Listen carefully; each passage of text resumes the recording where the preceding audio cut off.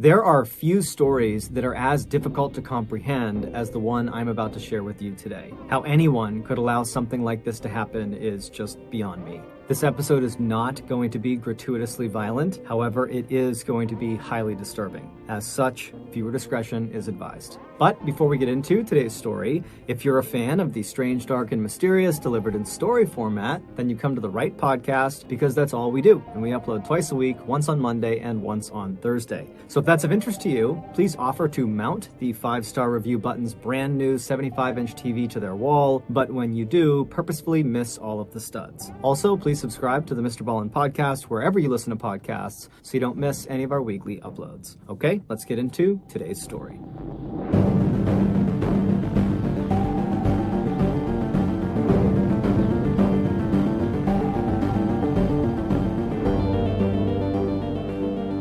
Hey Prime members, you can binge 8 new episodes of the Mr. Ballen Podcast 1 month early and all episodes ad-free on Amazon Music. Download the Amazon Music app today.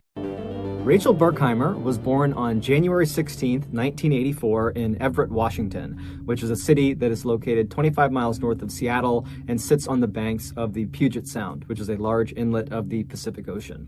At the time of her birth, Rachel's parents, Bill and Denise, already had one child, a daughter named Megan, and so when Rachel arrived, they decided their family was complete. Initially, there was some concern that Rachel could have some health issues because by the time she was 2.5 years old, she still was not talking, and so her parents were concerned she could be deaf. But shortly after they went to a specialist about her hearing, Rachel would say her first words, and then from that point onward, her parents could not get her to be quiet. As a youngster, Rachel had a huge imagination. In preschool, she would pretend her fingers were imaginary friends and she would speak to them during class, often getting in trouble because of this. She also had a prized collection of troll dolls, who she gave very intricate backstories to. By the time Rachel was in grade school, she had developed a keen sense of humor. Specifically, she had the gift of mimicry. She could basically become any of her friends or her family members, and everyone thought it was really funny. In addition to her bubbly personality, Rachel was also a very gifted athlete who was always one of the very best players on her basketball, soccer, volleyball, or track team. All this despite growing to be only 4 foot 11 inches tall. Speaking of her smaller stature, even though she was not self-conscious about it, Rachel did wear 4-inch platform shoes virtually everywhere she went, including just going out to the mailbox. In high school, unsurprisingly, Rachel became very popular. Her father joked that he was her answering machine because her many friends would call the house day and night looking for her. But despite this abundance of friends, Rachel took all of her relationships very seriously. She never forgot anybody's birthday, and she would even sometimes send out these random cards that weren't even on birthdays to her friends and to her family members, just telling them how much she loved them. By 2001, when Rachel was 17 years old and in her 3rd year of high school, it just seemed like she was this amazing person who was destined to live a totally charmed life. However, this would not last. Of all of her friends, Rachel's best friend was an 18-year-old boy named Corey Haynes. She had met him when they were young, and they had quickly become soulmates, at least according to their families. However, their relationship was not a romantic one. It was more of a brother-sister style relationship. They spent nearly all of their time together, and in the rare times they were not together, they could always be found speaking on the phone. In the summer following Rachel's 3rd year of high school, Corey was riding in a car with 3 other students from his and Rachel's school. Rachel was not with them. And at some point, the driver of the vehicle lost control of it and started to flip off the road. And when it finally came to a stop 100 feet away from the road, Corey and one of the other student passengers, a 17-year-old named Levi Whiting, were both unfortunately deceased. When Rachel heard the news about this crash, she fell apart. Not only was Corey literally her best friend in the world, but she was also very close with Levi as well. And so over the rest of that awful summer, Rachel spent most of her time crying in her bedroom, looking at pictures of her and Corey and her and Levi. Her older sister, Megan, would say that Rachel was just beyond heartbroken. It was like all of the joy and happiness that normally characterized her was just gone.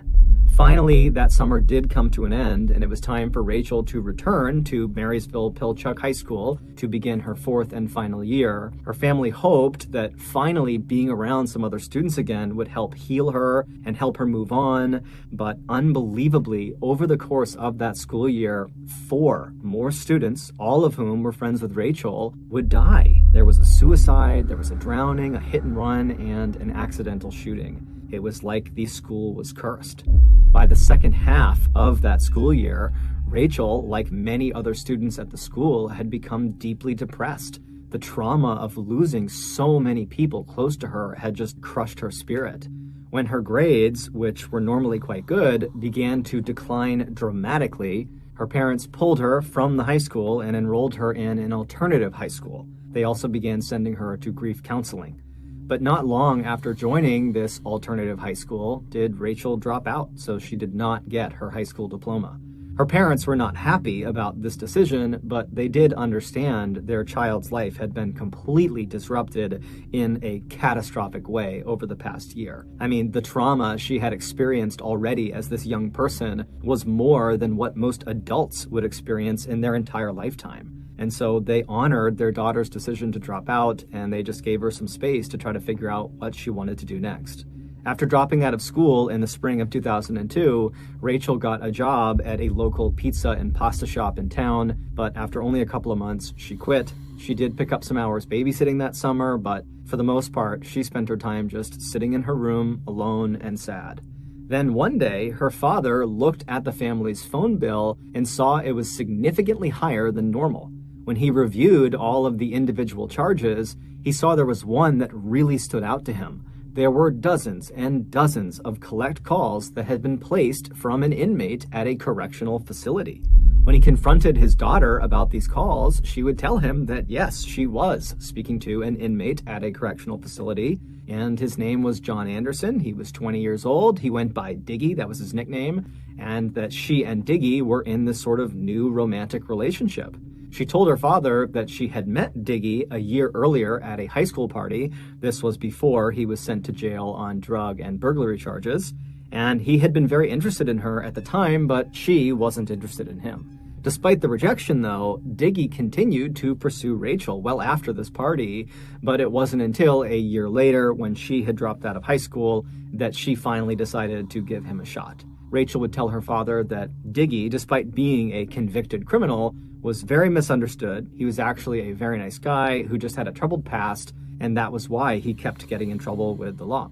Her father did not approve and was very worried about his daughter, but he wanted to be supportive and felt like he didn't really know the whole situation, and so he just told her, please just be careful.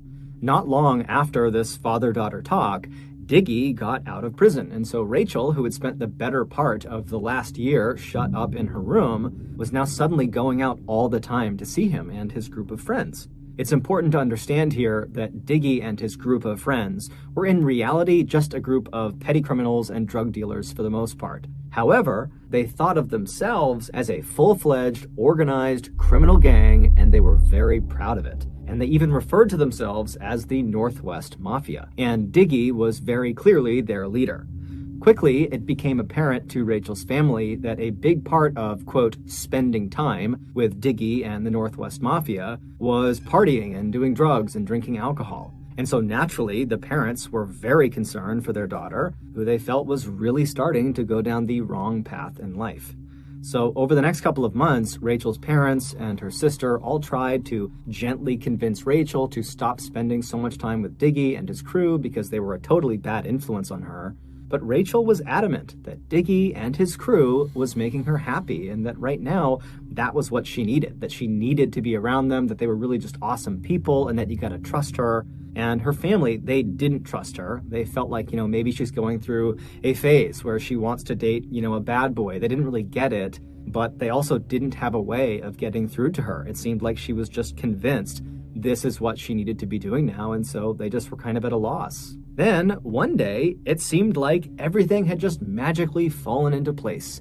It was on a sunny morning in late July of that year. Rachel's father was outside working on his garden when his daughter, Rachel, suddenly appeared looking happier than she had in a long time. Bill smiled back at her and was like, "What's going on? Why are you so happy?" and she would tell him that she had a plan. She was going back to school and she was going to become a medical technician. And she was just absolutely beaming as she's telling him this news. When she was asked what had brought about this incredible change, she explained that she had recently made a new friend who was encouraging her to do this. She said his name was Maurice Rivas. He was 18 years old like she was, and he was a part of the Northwest Mafia. She told her dad that she had previously interacted with him when she first started seeing Diggy a few months earlier, but she had never really had a real conversation with him. She'd only just kind of waved and said hi whenever they were at gatherings together. But a few days earlier, when she was at a Northwest Mafia party, she and Maurice just kind of happened to find themselves alone, and so they struck up a friendly conversation.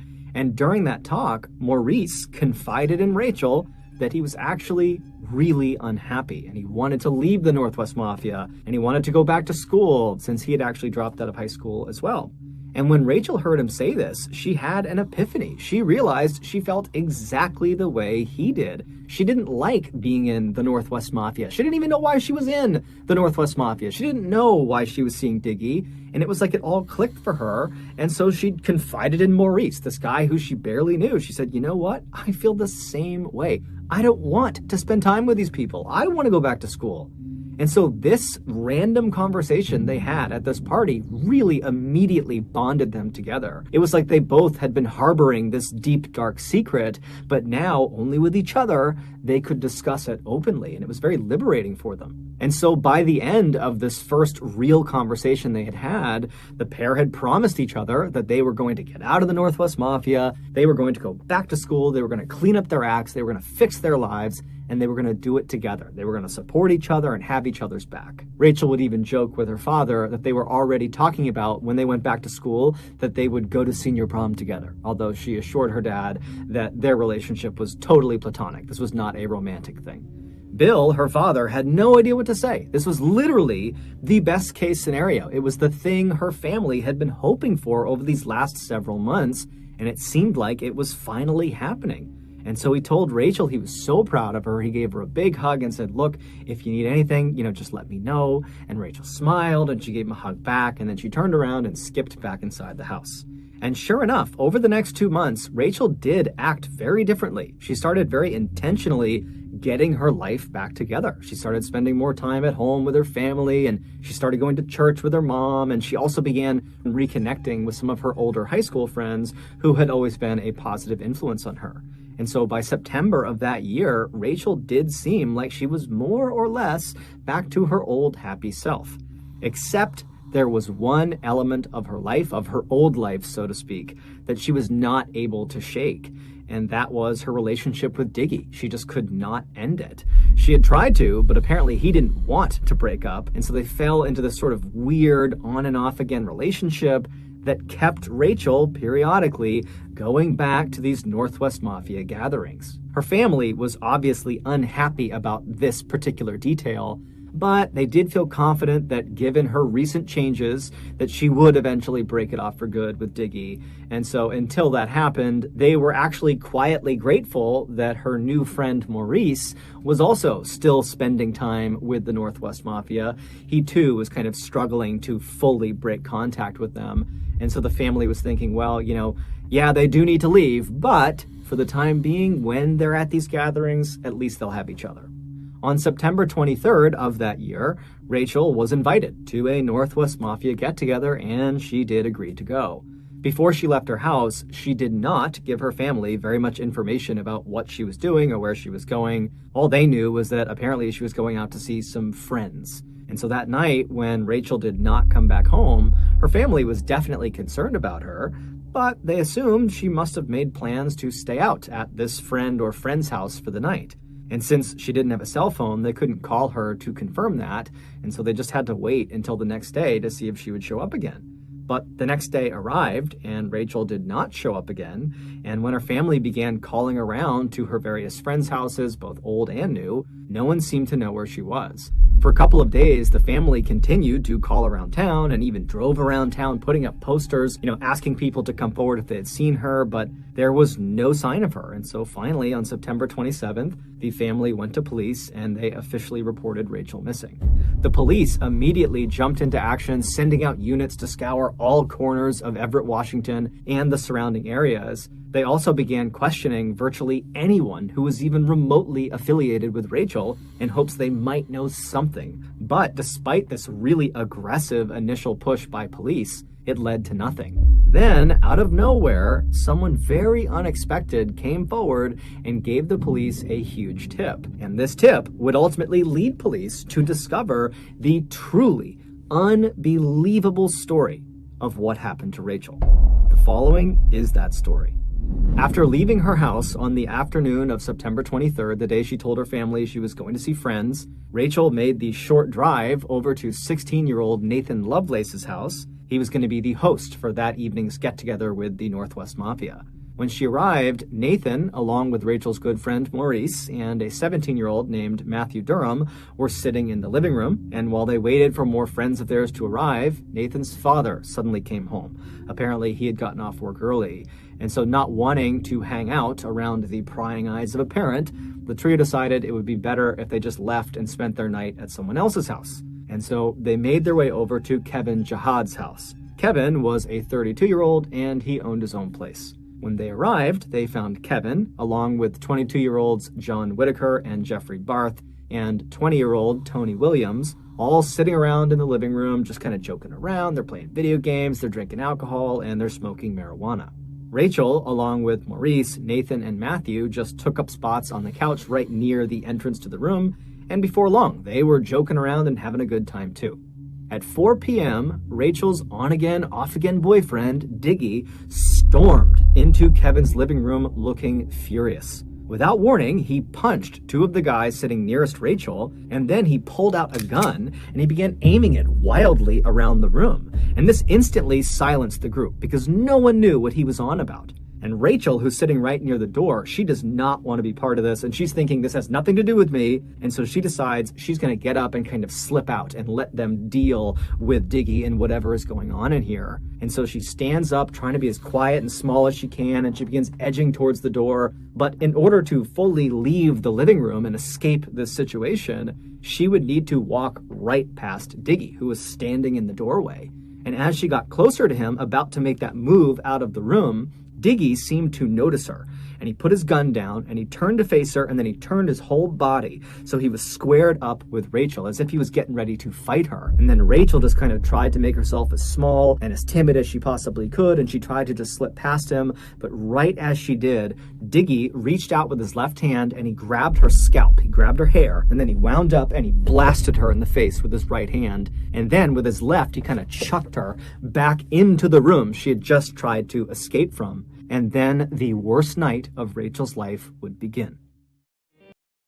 As soon as she hit the floor in that room, she tried to scramble back to her feet, but before she could, she was getting punched and kicked by Diggy and several other of her friends who had just been sitting in the room joking around with her, and then the others who were in the room who were not actively participating in beating her, which included Maurice Rivas. They sat there idly doing nothing while Rachel screamed for their help. When her screams got so loud, Diggy was concerned the neighbors would hear her. One of the idle onlookers in the room, 20-year-old Tony Williams, simply turned the music up to drown her screams out. After a few horrible, violent minutes, Diggy told the others to stop, at which point he reached down and he grabbed Rachel's hair again and dragged her out of the room, and then he dragged her across the kitchen floor and through a door that led into the garage. Once she was inside the garage, he jammed a dirty sock into her mouth and he covered her mouth over with duct tape, and then he bound her wrists and her body with rope, and then once he was certain she could neither make any noise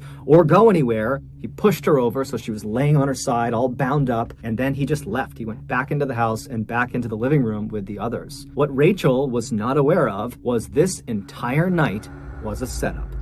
Diggy was furious with her, most likely due to a combination of rage that she had tried to break up with him and just jealousy that she was now showing affection to other men in the group, such as Maurice and a few others. And so Diggy had ordered the other members of the Northwest Mafia to help put her in her place. It was unclear exactly what he meant by this, but all of the mafia members knew this meant physically harming Rachel in some way, and they agreed to it. Originally, the plan had been to lure her to Nathan's house under the false pretenses of just a normal night hanging out with some friends, and then at some point, Nathan, Matthew, and her close friend Maurice would abduct her and bring her to Diggy for whatever else he had planned for her. But Nathan's dad had come home early before they could enact their plan, and so when that happened, Nathan had to sneak off and privately call Diggy and ask what to do next. And Diggy, who was totally frustrated by this, just said, you know what, bring her to Kevin's house and we will all deal with her when she gets here. So when Rachel sat down on the couch in Kevin's house next to Maurice and her other friends,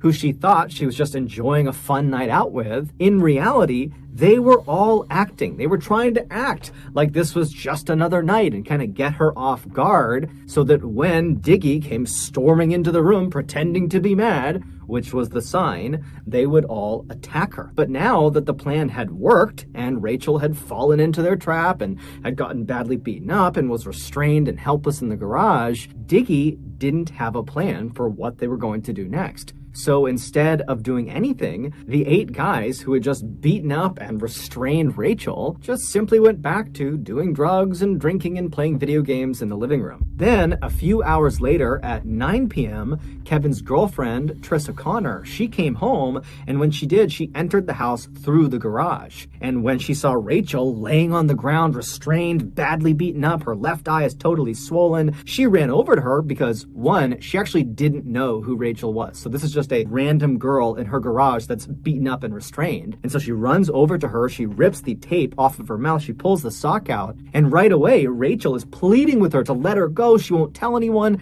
and Trissa is totally confused because she really has no clue what's going on. She was not a part of the plan to harm this girl, and so Trissa just instinctively runs into the house. She does not make any contact with the guys in the living room. She goes straight into the kitchen and she gets a knife, and then she runs back into the garage and she begins cutting through all of Rachel's restraints to free her. But before she could finish the job, Diggy apparently had heard the commotion of Trissa coming in and heard her running around the house. And so Diggy comes storming into the garage. He sees what Trissa is doing. He runs over and he grabs her hands and he physically stops her from freeing Rachel. And then he threatens Trissa that he's going to harm her if she lets Rachel go. And so Trissa, amazingly, at this point, despite clearly seeing something very bad is happening to this girl, instead of continuing to try to fight this and figure out what's going on and maybe try to help this girl, she just gets mad at Diggy and says, I don't want this in my house. What are you doing? I don't want this girl in my house. You know what? I'm going to call the cops if you don't get rid of her.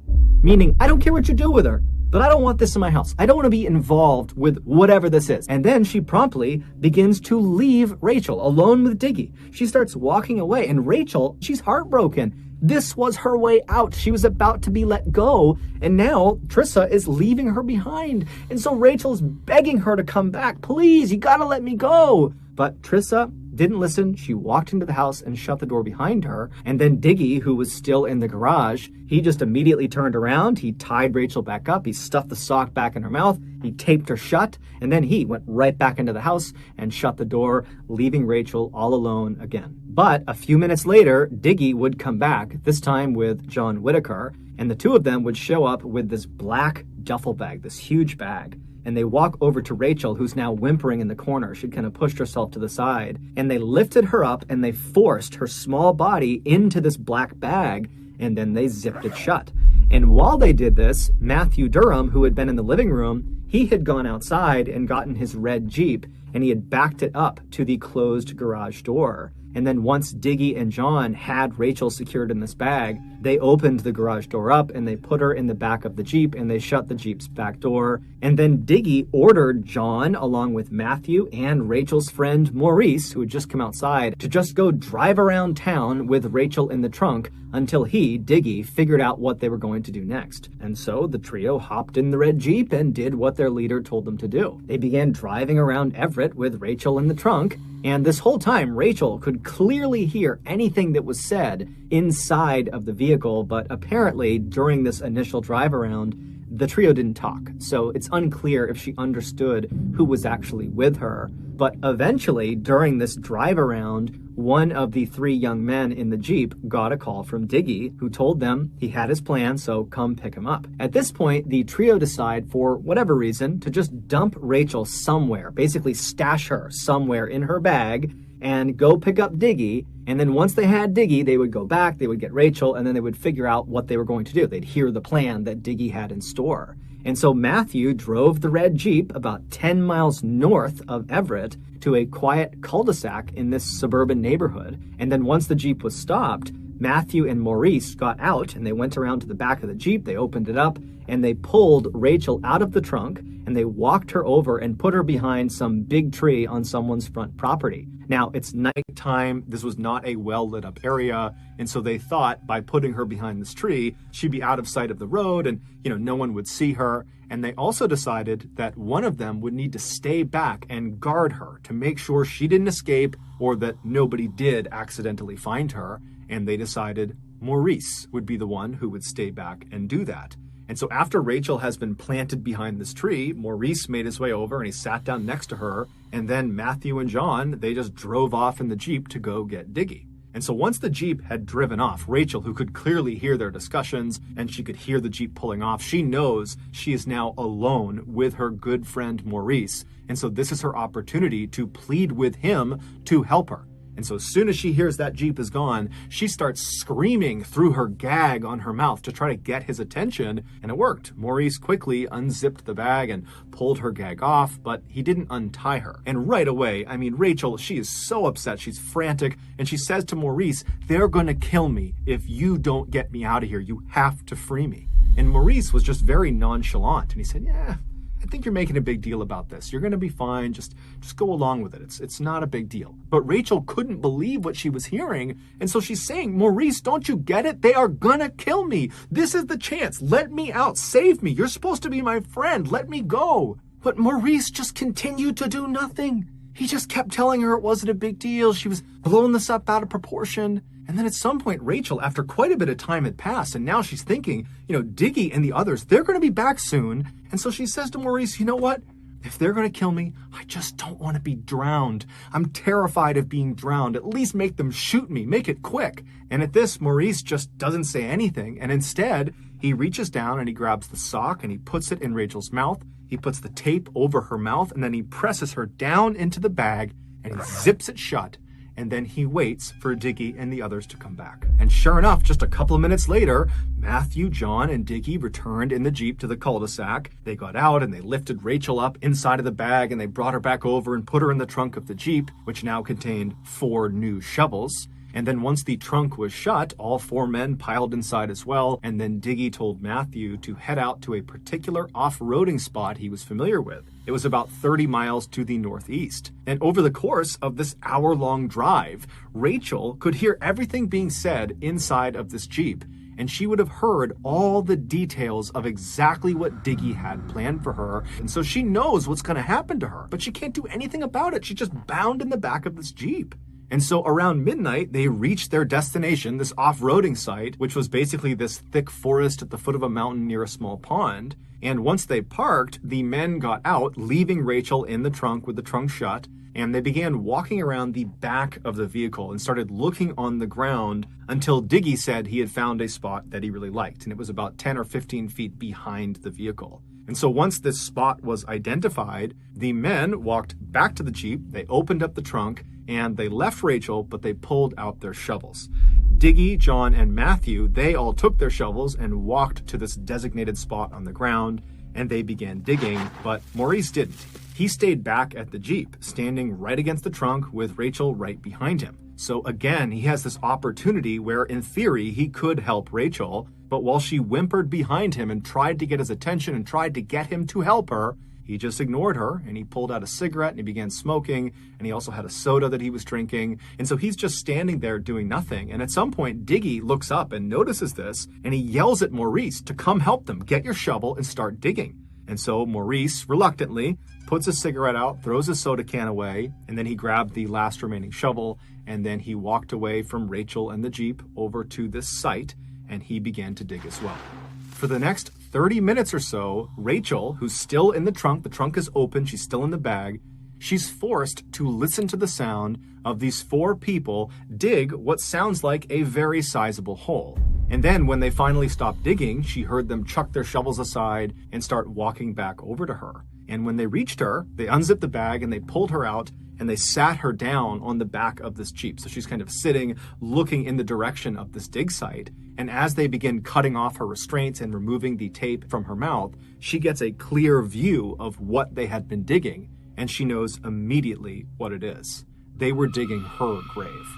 After all the restraints and everything was off of her, Diggy ordered John to start taking all of her clothes and jewelry off. Rachel knew at this point she was about to die. There was nothing she could do to stop it. She was outnumbered. She was in the middle of nowhere. She would have been overpowered. So she knows she's going to die. And so she had nothing to lose. And so when John grabbed her and tried to rip her clothes off, she fought back aggressively. And she looks at Diggy and she says, "At least allow me the dignity of removing my clothes and jewelry myself." And so Diggy looks at her and he says, "Fine." And so all of the men back up. And then Rachel, in front of these 4 people who earlier that day she would have considered her friends, she began taking all of her clothes off. And then after she had removed all of her clothes and all of her jewelry, she left one ring on her hand. And she clutched it with her other hand. And she looked at Diggy and said, "Can I please just keep this one?" The ring she was holding on to was a ring that her good friend Corey Haynes had given her right before he was killed in that car accident. And Diggy just says, "No." And he reaches out and he literally pulls it off of her hand. And so standing there completely naked and alone and terrified, Rachel was then ordered by Diggy to start walking towards the grave. And so Rachel, with as much grace as she could muster, stood up straight, took a deep breath, and began walking. And then she finally reached the edge of the grave, at which point Diggy told her to walk down inside. And so Rachel very carefully turned around and lowered herself down into the grave. And then she stood up in the middle of the grave with her back to her attackers, at which point Diggy said, "Get on your knees." And so she did this, and as soon as she was down on her knees, she looked skyward and she pressed her hands together and put them right up against her chest, and she began praying. And as she's looking upward towards the sky, Diggy laughs at her and says, "Don't worry, you'll be up there soon." And then Diggy pulled his gun out, he aimed it at her back, and he began firing the gun. And he shot several times into the back of her head, into her back, and then his gun jammed, at which point he cleared the jam, he reloaded his gun, and then fired even more shots into her body. And then he put his gun away, and he, along with the other 3 men who had just witnessed this and participated in this, used their shovels to fill the hole back in, covering her up. Once she was buried, the men rounded up all of her things, along with the shovels and the murder weapon, and they chucked it into the nearby pond. Diggy made sure to crush the ring Rachel had said was so important to her before he threw it into the water. Then the men climbed back into the red Jeep, and they drove back to Everett. And on the ride, Diggy would tell them that if they told anyone about what they had just done, he would kill them too. But just a few days later, after Rachel had been reported missing, the mother of Jeffrey Barth. Jeffrey was someone who had been at Kevin Jihad's house on the night Rachel was abducted, and he also played a role in her capture. His mother, Jeffrey Barth's mother, behind his back, went to police and told them that she thought her son knew something about Rachel's disappearance. And so the police, they rushed to Jeffrey and they interviewed him, and he would quickly say, "Oh, I don't know anything, but you should talk to Matthew Durham." Matthew, if you remember, was the driver the night Rachel was killed. He also helped dig her grave and he witnessed her murder. And when police spoke to Matthew, at first he refused to speak and tried to act tough, but when the police ratcheted up the pressure, he cracked and he told them everything, including where to find Rachel's body. And as soon as it became clear the police had Rachel's body, every other member of the Northwest Mafia who had been involved in Rachel's murder rushed to speak with the police because they were all trying to save themselves by blaming the other people in the group. And so that is why we have such a clear picture of exactly what happened to Rachel in her final moments, because those responsible told the police everything. During their trials, all 8 of the accused Northwest Mafia members were smug and did not take responsibility for their actions. But the worst of all of them by far was Diggy. During his trial, he smiled, and he even repeatedly turned around to look at Rachel's family so he could laugh at them and wink at them. Ultimately, all 8 of the accused were found guilty of various charges ranging from rendering criminal assistance all the way up to first-degree murder. 16-year-old Nathan Lovelace, whose home was supposed to be the site of the kidnapping, was sentenced to 116 days in jail. 20-year-old Tony Williams, who turned the volume of the music up to drown out Rachel's screams, and who also got the duct tape for Diggy when he was restraining Rachel in the garage, he received slightly more than 9 years in prison. 22-year-old Jeffrey Barth, who played a large role in subduing and kidnapping Rachel, and whose mother had gone to police and tipped them off about what had happened, he received 10 years in prison. 18-year-old Maurice Rivas, who was Rachel's closest friend in the group and who had pledged to support her and have her back as they got their lives together, he was sentenced to nearly 26 years in prison for assisting in Rachel's abduction and helping dig her grave. 17-year-old Matthew Durham, who drove the Jeep that carried Rachel to her death and who also helped dig Rachel's grave, he received 26 years in prison. 32-year-old Kevin Jihad, who was determined to have masterminded the finer details of the abduction and the murder, he was sentenced to nearly 37 years in prison. 22-year-old John Whitaker was sentenced to life in prison for being directly involved in the entire abduction and murder process. And 20-year-old John Diggy Anderson, the leader of the Northwest Mafia and Rachel's ex-boyfriend, he was also sentenced to life in prison for his role in her murder. Throughout Rachel's horrible ordeal, there were many people who could have stepped in and stopped what was happening to her, most notably Trissa Connor, who was Kevin Jihad's girlfriend and who found Rachel tied up in the garage, and Maurice Rivas, who was alone with Rachel in that cul-de-sac and could have easily freed her, but didn't.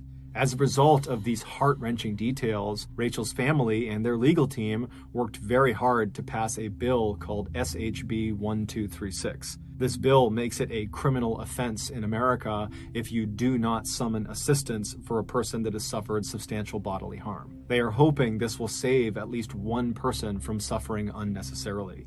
Today, the Berkheimer family is still grieving the loss of their Rachel.